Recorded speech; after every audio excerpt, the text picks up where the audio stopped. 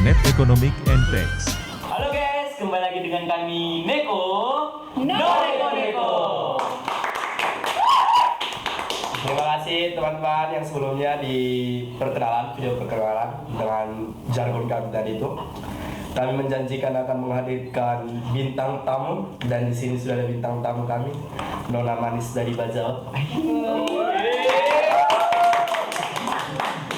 Kami mau kakak kami ini sebagai alumni kami di kampus perkenalan kak, biar kita ngomongnya santai. Oke, selamat siang semua. Siang. Kenalkan, saya Santi. Ini kita podcastnya siang nih, tapi yang bakalan nonton bisa pagi, siang, Ya, malam. Ya. Jadi karena ini siang, saya ngucapin dulu selamat siang untuk semua. Jadi kenalkan, saya Santi Roja dari Nusa Tenggara Timur, Bajawa, dan saya angkatan 2015. Tuh, terima kasih. Nanti selebihnya kita bakalan ngobrol-ngobrol aja kan. Dari Nusa Tenggara Timur ya? Benar, Nusa Tenggara Teman saya itu Timur. banyak nggak dari apa? Nusa Tenggara Timur Bajawa. Jadi kalau ngomong gitu di kelas nggak jauh beda kayaknya. Kalau sama yang di apa ya? Yang kami daerah Danau Toba. Medan. Ya Medan ya. Sumatera. Jadi kalau kami ngomong di situ biasanya paling banyak kami soal keluh kesah. Jadi kalau orang Bajawa tuh di kelas kami cerita keluh kesah, saya juga cerita keluh kesah. Jadi dua-duanya keluh kesah semuanya. Kalau kesah sebagai apa nih? Perantau. Anak Sebagai perantau, salah satunya itu kak yang soal ini ekonomi juga. Kalau di tempat kami, saya cerita dikit nih, kalau tempat kami itu yang lebih banyak kerja itu bukan kaum bapak-bapak. Jadi lebih kerja itu kaum ibu-ibu. Jadi yang mikirin buat makan di rumah itu banyak kan kaum ibu-ibu, bukan semua ya, bukan semua. Jadi ada oknum-oknumnya gitu. Jadi banyak kan kalau bapak-bapak itu kalau di tempat kami namanya itu kode tuak. Kode tua. Iya itu orang tua tuh. Jadi kalau sore-sore itu udah di situ tuh bapak-bapak tuh. Tapi nggak tahu kalau dia apa di Bajawa tempat kakak. Gimana pandangan kakak di soal di Bajawa? Perbandingannya nih sama setelah kakak nyampe di Jakarta. Kalau di Bajawa ya, oke. Saya memang besar kecilnya di Bajawa. Itu di ibu kota dari Kabupaten Ngada ya. Tapi darah saya asli dari Nagekeo. Ya, Nagekeo. Salah satu kabupaten juga dong. Nah, kalau bilang perbandingan antara di kampung dan di Jakarta, jauh sekali. Kenapa saya mau ke Jakarta nih? Karena kita ingin mencari pengalaman yang baru. Kenapa? Kita tuh nggak bisa ngelihat dunia tuh hanya seperti lubang corong. Kalau kita mau banyak pengalaman, banyak pengetahuan, kita harus keluar dari daerah. Nah, kalau ditanya perbandingannya apa? Jauh dong. Di daerah, di sana misalnya nih yang contoh kecil, kita mau makan apa saja tuh tidak perlu beli, ya kan? Di kampung Semuanya udah tersedia. ada sayur tinggal dipetik, ikan bisa ditangkap di sungai atau di laut. Tapi ketika kita datang di Jakarta, kontra metropolitan ini, segala hal harus pakai duit, gitu. Cukup stres juga pada awal-awal untuk menyesuaikan diri dengan lingkungan. Benar nggak sih, kayak kita datang-datang, aduh Tuhan, kita tinggal di sini mau makan harus beli, bahkan even toilet sekalipun harus kita harus bayar 2.000. Parkir juga bayar. Parkir bayar. Kalau di sana kita mau minta izin ke kamar mandi, toilet kan kita tinggal minta izin, bisa nggak minjem dulu gitu-gitu. Kalau di sini kan harus bayar. Nah, itulah yang saya rasakan memang pada awalnya itu tuh cukup membuat saya stres, bingung. Tetapi puji Tuhannya di sini juga banyak perantau, banyak teman-teman yang juga ngerantau, sehingga kita bisa saling bantu-membantu, kita juga bisa sharing, sehingga tidak merasa sendiri dong, gitu kan kalian. Makanya waktu awal-awal di sini bisa lah menyesuaikan diri. Butuh waktu buat adaptasi lah ya. Adaptasi penting sekali ketika kita masuk di lingkungan yang baru, daerah yang baru. Seperti itu. Sama juga sih kak, kalau kami sebagai mahasiswa nih ya. Pertama-tama kan gak ada teman tuh kan, ngatur ekonomi juga. Bahkan saya cerita dikit nih soal Jakarta nih, dengan sama nama tempat saya itu Persuburan namanya kan. Jadi agak pelosok sih sebenarnya dari, makanya kami bilang orang Medan, karena saya bukan orang Medan, saya keliling dari sekitar dari Purwakarta sih sebenarnya. Jadi sana tuh gak pernah bayar parkir. Mau kita parkir depan rumah orang itu nggak apa-apa. nggak parkir. Jadi saya pernah parkir sekali sini waktu ke Alfa Midi. Saya berantem tuh sama Alfa Midi ya. Sama ini tukang parkirnya. Saya juga pernah gitu. Apa ini? Kenapa? Karena ada Dipaksa. Jadi kan saya masih seminggu nih kak di sini di STBI. Jadi biar kayak keren anak perpajakan kan. Saya tahu retribusi pajak kan. Biasanya bilang sama tukang parkirnya, wah ini tuh retribusi dari Pemkot DKI Jakarta, kenapa harus diambil dari masyarakat? Karena bapak-bapaknya juga udah tua kayak kasih juga cuma Kasih aja gitu. Ya memang seperti itu, di mana bumi dipijak di situ langit Langit dijunjung. dong. Ya, oke. Siap. Lanjut nih pertanyaan lagi apa tuh? Tapi sebelum lanjut kita nih Kak, ini abang ini juga harus perkenalan juga kayaknya. Oh, ya. Ini petinggi kami di sini nih. Oh, perkenalan juga? Iya, perkenalan juga. Jabatan juga. Oke, perkenalkan nama saya Diralio Jose Umperawani. Saya biasa dipanggil Jose. Nah, di sini saya sebagai ketua BEM yang bentar lagi akan mau turun tata. Iya, dia. Mungkin sekian. Iya. Tapi sebelum ini kakak kan pasti nggak langsung kuliah lah. Nggak langsung kuliah kan pasti melalui tahap masa kecil yang kayak kita melihat gambaran gimana orang tua bekerja.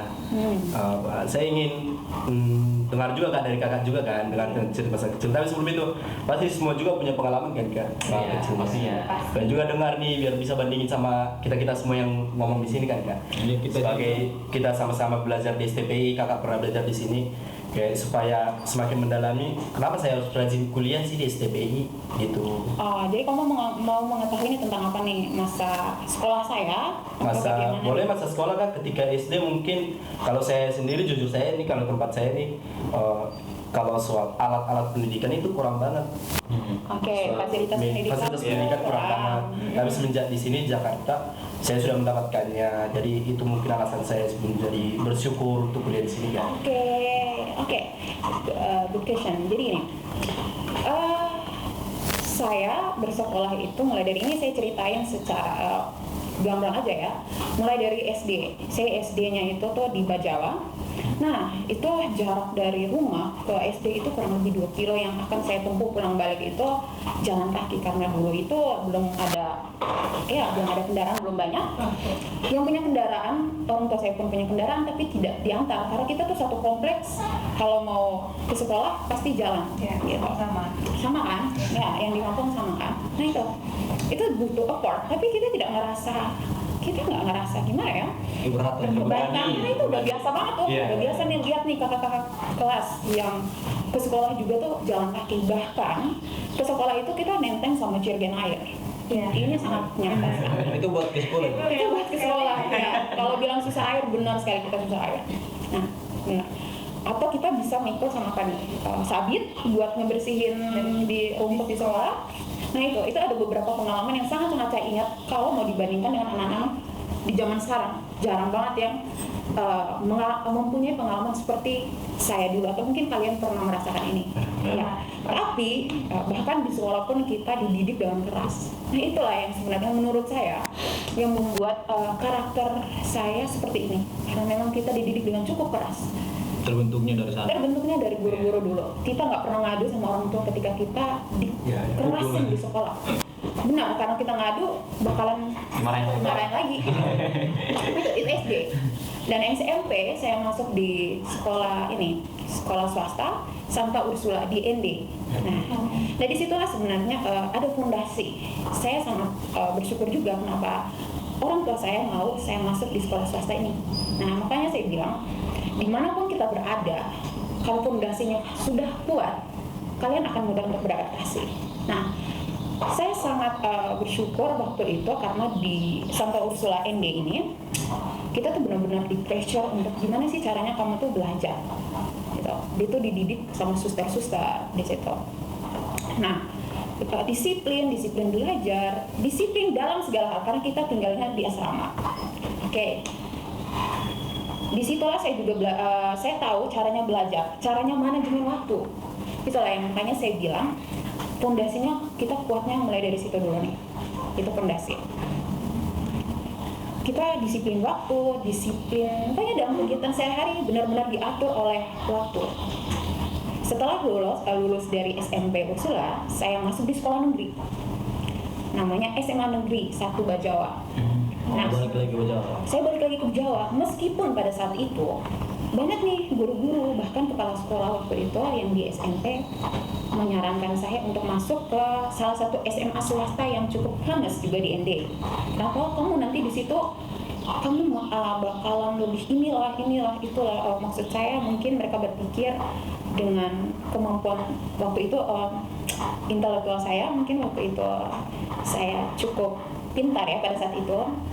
Ini bukan menyombongkan diri, tapi memang waktu itu saya dibilang seperti itu. Jadi mau mengarahkan saya ke salah satu sekolah ini.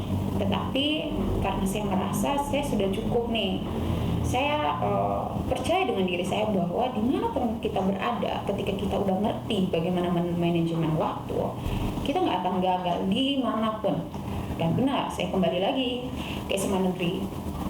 Nah di situ saya juga sangat senang sekali karena bisa beradaptasi dengan banyak sekali murid. Jadi dulu SMA saya itu termasuk salah satu SMA di Flores, di Kepulauan Flores yang muridnya terbanyak.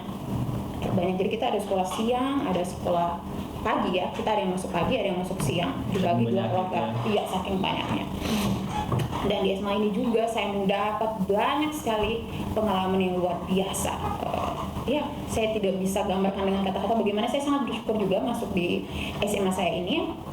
Tidak masalah bahwa itu SMA negeri. Mungkin dulu ada stereotip yang mengatakan bahwa kamu kalau masuk di SMA negeri nanti kamu tuh belajarnya nggak serius gitu-gitu karena banyak. Enggak. Makanya saya bilang fondasinya udah kuat. Mau segimanapun di SMA saya tetap pulang, saya tetap bisa manajemen waktu. Belajar bukan hanya pas ulangan atau mau ujian, tetapi setiap hari perlu diulang materi-materi yang udah dikasih di sekolah. Nah, sekarang habis dari SMA negeri, jujur dilema. Kalian dilema nggak sih pas kita udah SMA kayak kita mikir, aduh, mau masuk kemana nih? Kalian pada kayak gitu nggak sih? Pastinya. Bingung banget. Bingung nggak sih? Bingung. Salah jurusan. Aku salah jurusan, bingung. Saya waktu itu bingung. Kenapa? Orang tua tuh mau saya tuh agak masuk di salah satu institut pemerintahan, ya saya sebutin aja IPDN. Dan saya tuh memang sudah persiapkan mungkin kalau bisa dibilang bahwa dari saya SMP itu orang tua saya udah bilang kamu harus masuk ke sini nih, ini nih, udah di situ. Jadi saya nggak pernah ada ide lain selain daripada IPDN itu sendiri. Nah, setelah selesai ujian nasional, kita ada info ini kelulusan. Di situ mulai dilema lagi. Kenapa? Ternyata IPDN itu bukannya tuh lama banget. Jadi kan kita misalnya nih terima kelulusan itu di bulan April, dia itu bukannya tuh di Agustus untuk pembukaan pendaftarannya. Dan di bulan-bulan itu harusnya udah ada kampus yang udah kuliah. Kalau kamu nggak lolos, karena itu kan sistemnya tuh tes. Kalau kamu nggak lolos, kamu harus ngaku dulu dong. Aduh, pusing ya. Lagi tahun depannya. Dan saya nggak mau. Cuma saya nggak punya pikiran apapun nih, apa ya waktu itu. Dan pada satu ketika orang tua saya bilang, kalau kamu harus yakin bisa lolos di IPDN itu. Kalau tidak ya kamu harus berhenti sampai pembukaan berikutnya. Dilema. Tiba-tiba saya berpikir gimana kalau saya masuk di salah satu sekolah penerbangan saja. Ya. Nah itulah bagaimana saya menemukan STPI ini. Searching dong. Bisa ya? Dari penerbangan ke pajak ya? Bisa. Jujur bener gak sih? Aku searching kan sambil dilema dulu tuh nggak terlalu YouTube tuh nggak YouTube sama Google itu nggak dari handphone. Aku sering ke warnet. Warnet tuh. Dilema banget di warnet. Aku duduk lihat. Aku searching dong oke lah aku mau nih jadi yang bawa-bawa pesawat terbang. Aku selalu bilang kayak gitu, pilot gitu kan. Oke, aku mulai searching sekolah tinggi penerbangan. Udah dapat, di bawah itu nanti ada STPI ya, STPI gitu. Aku lihat, ternyata juga aku searching waktu itu udah di bulan berapa gitu ya, udah memasuki bulan-bulan yang Agustus September. Iya, jadi ternyata udah ditutup juga. Mereka tuh kuotanya tuh nggak banyak, dilema lagi. Nah, pas aku scroll ke bawah, ketemu nih sekolah tinggi perpajakan Indonesia. Aku ingat dong salah satu kasus dulu, sama sekali awam tentang pajak aku, dan aku tahu tentang pajak itu, namanya kasus Gayus Tambunan. I think a big case waktu itu satu kasus yang sangat besar waktu itu. Iya. Dan saya mengenal kata pajak pertama kali dari kasus itu. Iya. Waktu saya lihat Sekolah Tinggi Perpajakan Indonesia, saya teringat dengan kasus itu. Karena kasus itu memang booming sekali, karena nilai korupsinya waktu itu kan cukup fantastis ya. Kalian masih kecil-kecil pasti ya. Masih Ada masih kecil-kecil. kecil ya. Punya itu. Belum lahir kali. Ada udah. Masih SD. Masih SD. Oke. Nah, waktu itu aku ingat, pajak ya. Dan mungkin di keluarga aku tuh nggak ada yang tamatan perpajakan, ngambil jurusan pajak gitu kan. Aku mikir nih dilema, oh ternyata yang pertama aku lihat pendaftarannya masih dibuka sampai tanggal segini. Wah panjang nih, masih panjang nih. Terus saya pikir pajak nih apa? Disitulah wondering, rasa ingin tahunya tuh muncul. Apa sih pajak?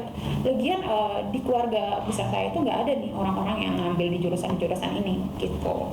Nah pulanglah dari warnet, langsung saya kasih tahu orang tua saya bahwa sepertinya saya mau masuk di sekolah ini nih, Sekolah Tinggi Perpajakan Indonesia. Di situ dengan ikonnya tuh Sekolah Tinggi Perpajakan Indonesia yang akan melahirkan ahli-ahli pajak di Indonesia. Benar nggak sih kayak di brosur itu? Nah itulah yang bikin saya tertarik tuh awalnya, dan saya masuk tuh di sini tes dan gagal untuk tes IPDN. Bukan karena gagal tes, tapi memang nggak jadi tes aja, karena saya udah langsung jatuh cinta nih pertama kali sama kampus udah di sini.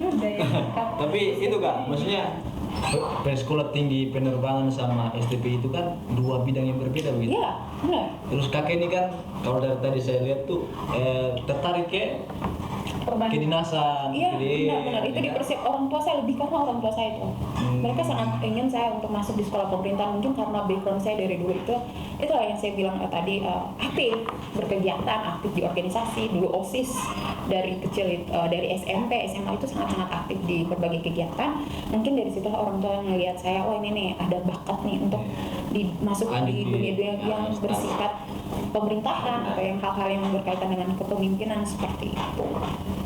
Tapi ini Kak, itu kan dari kakak nih, versi kakak yang udah menurut saya kayak udah sukses sebenarnya pendidikan di STPI. Tapi kalau kata orang-orang itu nggak ada orang yang sukses sebelum dia selesai dari dunia mengakhiri pertandingan. Tapi kan kami ini Kak masih apa nih, masih kuliah nih. Saya ingin dengar juga nih, jadi perbandingan sama kakak, nanti kakak juga bisa beri penilaian sama kami. Apakah refleksi kami untuk semangat kuliah atau malas kuliah di STPI ini benar atau salah itu? Oke. Karena sama juga Kak Jose sama kakak yang satu lagi juga sama-sama dari timur juga kan. Saya juga sama-sama dari Tanah Batak juga kan kedua ini. Jadi mungkin tidak terlalu jauh berbeda latar belakang bagaimana keadaan masyarakat, keadaan keluarga di sana di dua daerah ini. Saya mau dengar dari kakak dulu deh. Kenapa atau apa sih semangatnya kok sampai mau bangun cepat kuliah gitu? Mungkin dari gambaran perekonomian masyarakat juga di sana yang harus dibangun atau sesuatu apa gitu. Planet Economic and Tech.